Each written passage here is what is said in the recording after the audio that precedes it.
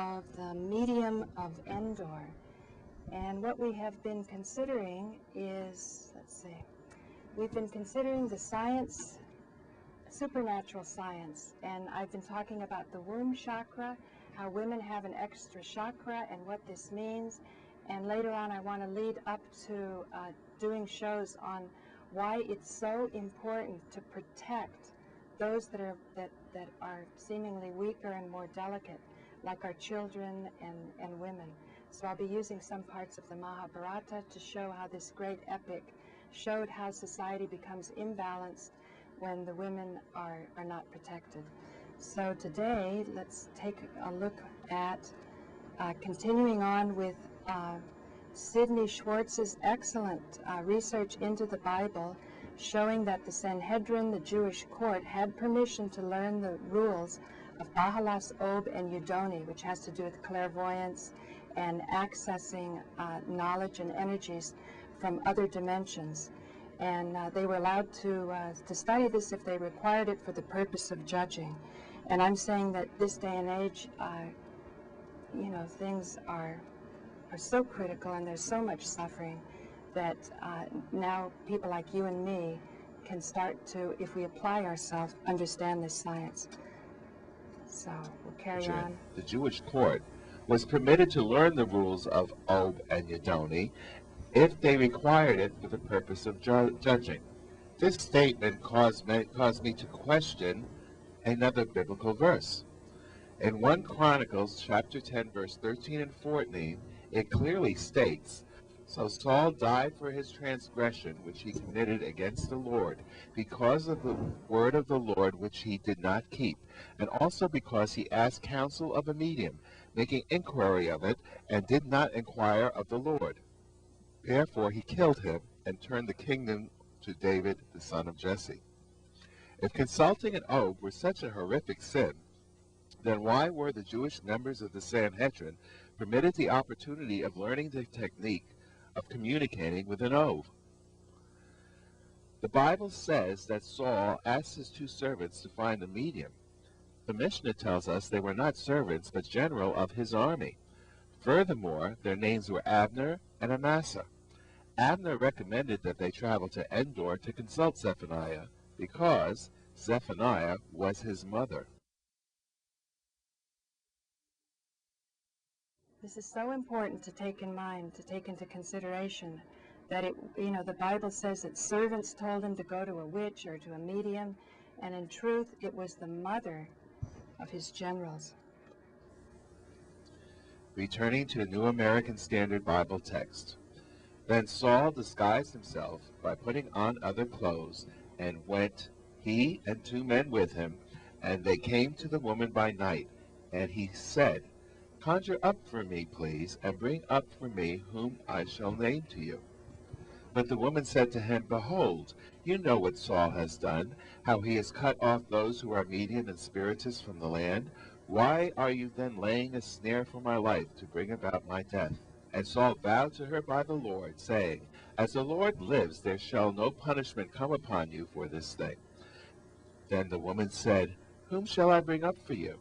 And he said, "Bring up Samuel for me."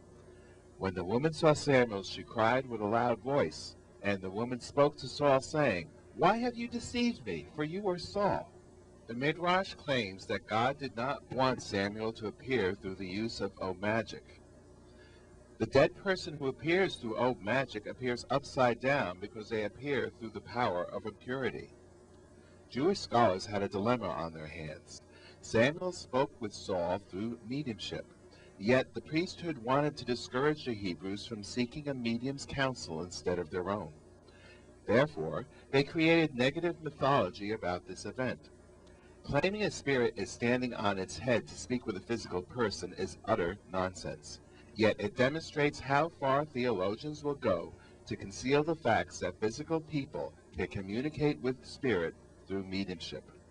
I want to say again that I realize you're going to think, for those of you who don't believe in this type of science, that whether the spirit's upside down or right side up, it doesn't make a difference.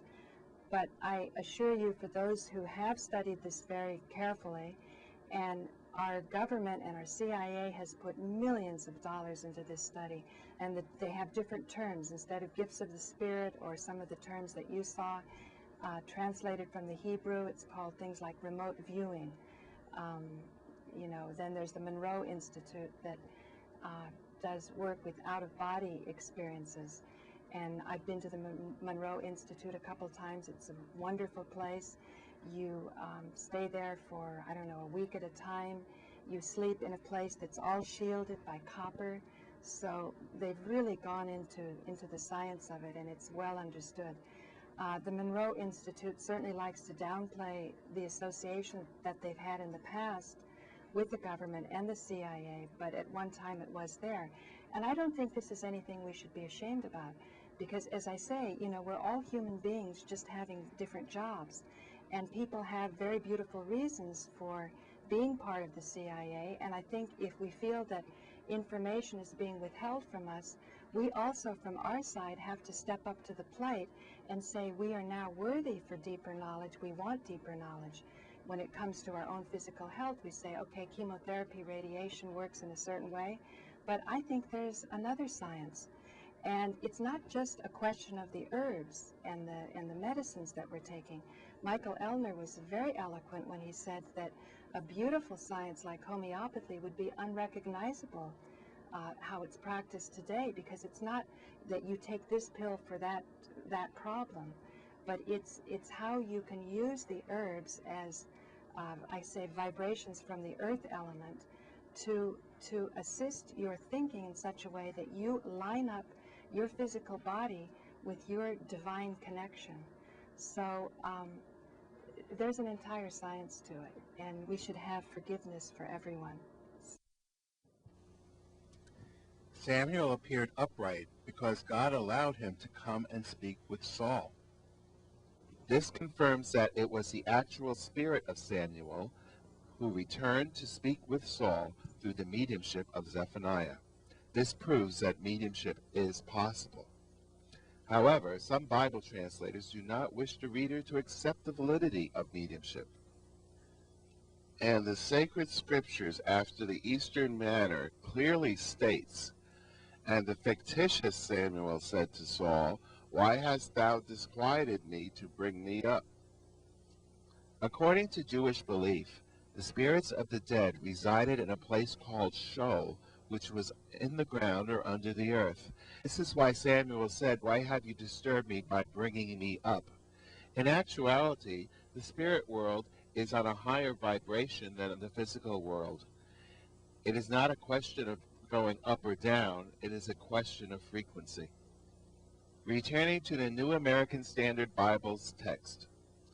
And the king said to her, "Do not be afraid, but what do you see?"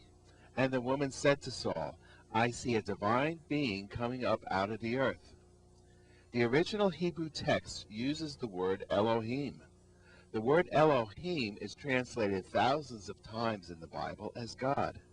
However, in their now consistent style, the Bible translators suddenly have become confused and created 30 unique variations to translate the Hebrew word Elohim: gods, a god, a spirit, a divine being, a godlike being, a ghost, a godlike form, a chief, a dignitary, a ghostly form, a god, terrorizing superhuman being, a godlike being, a godlike figure, a godlike man, a great man, a mighty one, a personage, a preternatural being, a specter, a supreme, an angel, an Elohim, angels, divine messengers, Elohim, many spirits, spirits, the angel of the Lord, the words of Samuel. The Hebrew word Elohim is a plural noun. This means the correct translation would be gods. To avoid the issue of whether God is singular or plural, the Mishnah comes up with this explanation. Moses accompanied Samuel to speak with Saul. This is why the plural word Elohim was used in the Bible's text. Only Zephaniah saw Samuel, which would indicate that Zephaniah was using the gift of clairvoyance, which would qualify the use of the word Hayiranim. We continue with the Bible's text. And he said to her, What is his form? And she said, An old man is coming up, and he is wrapped with a robe. And Saul knew that it was Samuel, and he bowed with his face to the ground and did homage. Then Samuel said to Saul, Why have you disturbed me by bringing me up? And Saul answered, I am greatly distressed, for the Philistines are waging war against me, and God has departed from me and answers me no more, either through prophets or by dreams. Therefore I have called you, that you may make known to me what I should do. And Samuel said, Why then do you ask me, since the Lord has departed from you and has become your adversary? And the Lord has done according as he spoke through me, for the Lord has torn the kingdom out of your hand and has given it to your neighbor David. As you did not obey the Lord and did not execute his fierce wrath on Elimelech, so the Lord has done this thing to you this day. Moreover, the Lord will also give over Israel along with you into the hands of the Philistines. Therefore tomorrow you and your sons will be with me. Indeed, the Lord will give over the army of Israel into the hands of the Philistines. Then Saul immediately fell full length upon the ground, and was very afraid, because of the words of Samuel. Also there was no strength in him, for he had eaten no food all day and all night. And the woman came to Saul, and saw that he was terrified, and said to him, Behold, your maidservant has obeyed you, and I have taken my life in my hand, and have listened to your words which you have spoken to me. So now also please listen to the voice of your maidservant, and let me set a piece of bread before you, that you may eat and have strength when you go on your way. But he refused and said, I will not eat. However, his servants together with the woman urged him, and he listened to them. So he arose from the ground and sat on the bed. And the woman had a fatted calf in the house, and she quickly slaughtered it. And she took flour, kneaded it, and baked unleavened bread from it. And she brought it before Saul and his servants, and they ate. Then they arose and went away that night. Despite the fact that she was exhausted from doing psychic work, Zephaniah volunteered her time and effort to prepare a meal for her visitors. Would a demonic, malicious witch perform this act of kindness? No, the medium Zephaniah's compassion was preserved in the text of the Holy Bible. The Apocrypha's book, Ecclesiasticus, chapter 46, verse 20, recounts this famous seance at Endor. We read in the today's English version, Even after he died, he, Samuel, prophesied to King Saul how he would die. Out of the grave he spoke as a prophet to blot out his people's wickedness. This verse is the ultimate proof that this story actually happened. It was through Zephaniah's gift of mediumship that allowed Samuel to speak with Saul and prophesy that Saul would die the very next day. Samuel's prophecy was fulfilled. Saul did fight the Philistines the next day and was killed in the battle. The story of the medium of Endor proves the validity of mediumship, is one of the many examples in the Bible where a king sought a medium to predict future events, proves examples of how the editors of the Bible try to erase the truth from the text of the Bible, and provides examples of how Bible translators seek to hide the truth under their rubble of vocabulary words and often insert their own biases into the text of the Holy Bible. Thank you, Sydney. One of my first thoughts.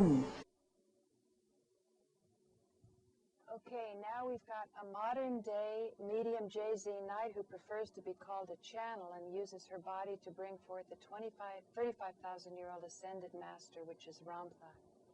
Ramtha is the spiritual inspiration behind the movie What the Bleep Do We Know? And I'm always studying traditions of Shakti. So here we'll see J.Z. Knight. Ignorance is a type of violence, and Ramtha's school emphasizes science and discipline, so we can gain knowledge and thus dispel the ignorance that gives rise to violence. It's a great and wonderful honor to have a conference of this academic magnitude. It is also a milestone for not only myself, but also for the students of Ramtha's student body. is difficult enough being a moderately intelligent woman to try to explain how a deity could have lived 35,000 years ago. I assure you that had I had any inclination or desire to have been able to have concocted such a story, I don't think I would have made him quite so old. Nonetheless, being that Ramtha was a supernatural being, I guess today in the accepted terminology of angels, that's exactly what I thought he was when he appeared in my kitchen. Having to make sense of Ramtha in a world that is determined by what we see, what we taste, what we smell, what we experience on the tangible has been a difficult and arduous task for not only myself, but for my family and those particular people who came to discover Ramtha's teachings and his wisdom.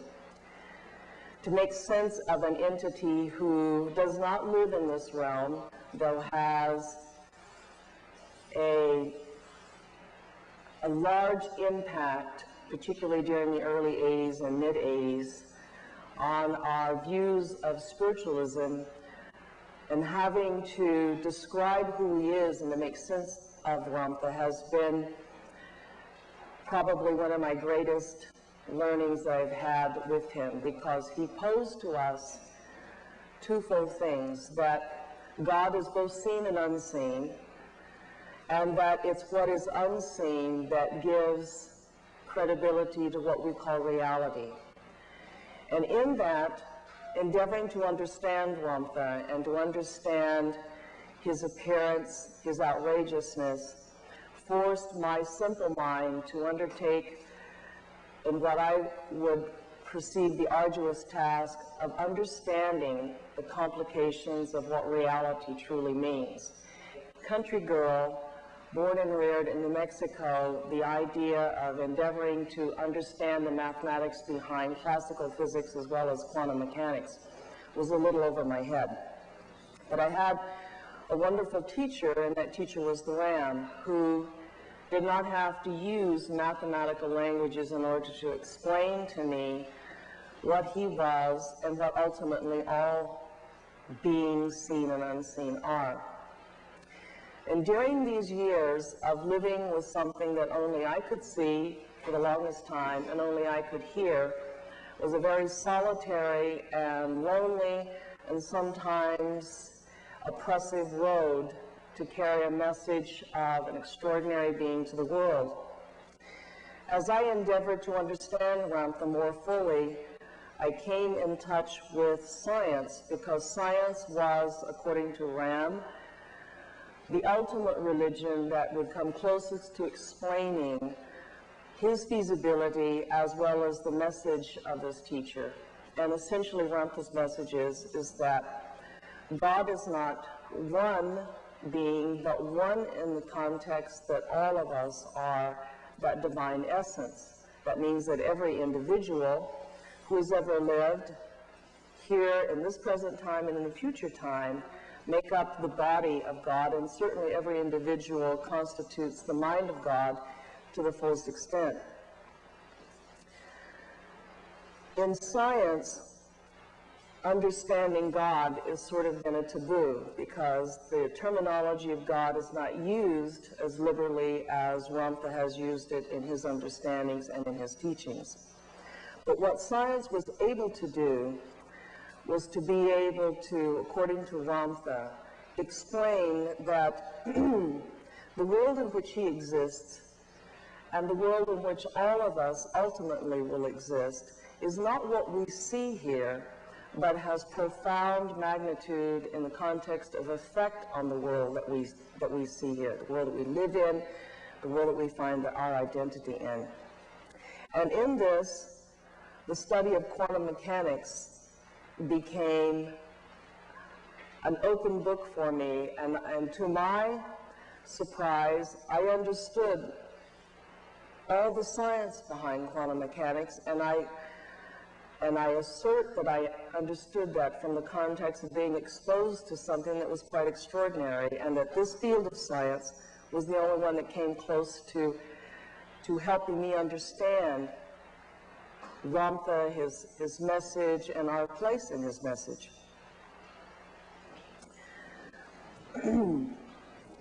Ramtha says that God is a mind that is composed of consciousness and energy, and that consciousness and energy in and of itself was birthed from the original concept, which Ramtha refers to as the void. He also calls the void one vast nothing materially and all things potentially. And from the void became consciousness and energy, not in the sense of a being as we understand it, but the potential to which all potentials would then finally come into being. We understand then from Ramtha's teachings that both consciousness, as Amida Swami has said, is the ground of all being, and that energy is simply the active ingredient of consciousness. We were taught in this school, as well as myself in the early days, that we see energy in the form of waves, undulating waves like this, that when we focus upon them consciously, collapse into the exact patterns that our focused thought happens to be on at that particular time. When we release that thought, or we have owned or experienced that thought, that particle constituting the magnitude of mass is then re-released back into conscious energy flow. In other words, energy is recyclable. I found then that in understanding that if this is what constituted reality, then what was myself and everyone else that I knew and all the people that I didn't know, what were we doing here? And was this the power of God that Ramtha had spoke about? And over the years he said, certainly is, that the power of God is to have consciousness and energy and the ability, the divine right of ability, to create our thoughts into forms of tangible reality for the express purpose of experience. So we say, well, why then, we question, would we want to do that? And Ramtha says that the only law that was ever given to us was to make known the unknown, that we're actually explorers in an ocean of potentiality, and that we were given our brains and our bodies for the express purpose, our brain particularly as a computer, to process as a biocomputer the extraordinary levels of divine mind that each and all of us have. And that when we, as living beings, focus upon a need or have a desire or a wish, that those become tangible thoughts that are actually the power that collapses these energy fields, these undulating fields, into tangible forms for then us to follow through and to experience. So then, quantum mechanics, explaining consciousness and energy and the field of potentiality that all life lives in, began to support the concept that perhaps we were divine, but maybe not in the divine sense that we originally thought. Instead of one divine being, perhaps we were composites of the one divine being, that being that we were all in agreement to be God in multitude, and that the joy of life and that the gift of life was to bring into this incarnation dreams and hopes that would be potential destinies that through a life well lived, well thought out, and well enjoyed, that along the path we would be able to change models of reality from the old paradigms of experience into new paradigms of experience, into making essentially what the ancients have called a new time, a time of superconsciousness, a new age, an age to which new ideas and new forms of reality can coexist along with the old. This began to make sense to us. Now imagine,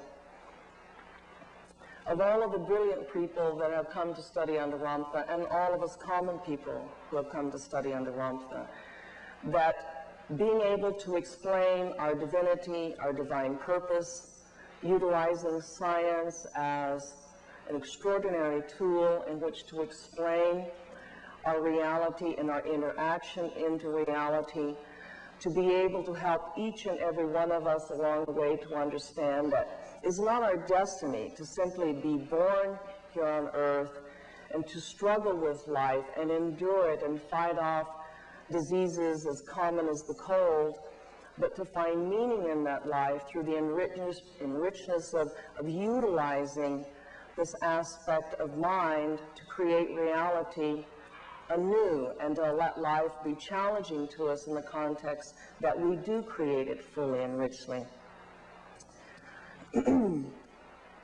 When Carol, Dr. Cobbs, got up and spoke to you, he was speaking as a scientist who has been with Ramtha 18 years, who along the way did not simply follow his teachings, but were challenged by them, and in the challenge of these teachings, he sought to bring to his table a greater level of knowledge to which he could take that knowledge from a scientific, methodical aspect and incorporate it in what he was learning, to not only benefit science, but to benefit his life as well. Basil Hiley happens to have been the protege of my favorite physicist, Dr. David Bohm.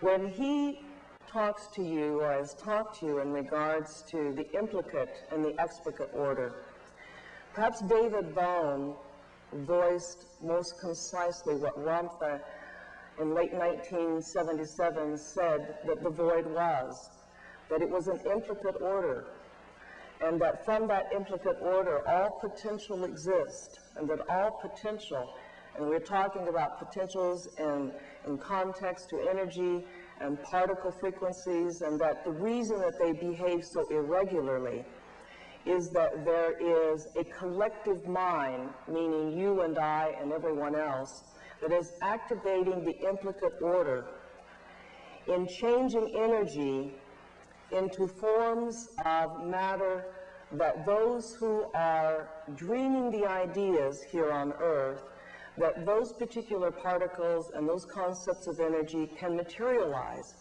thereby giving order to an implicate mind. David Bohm, along with Basil Hiley, sees clearly that the way that we can bridge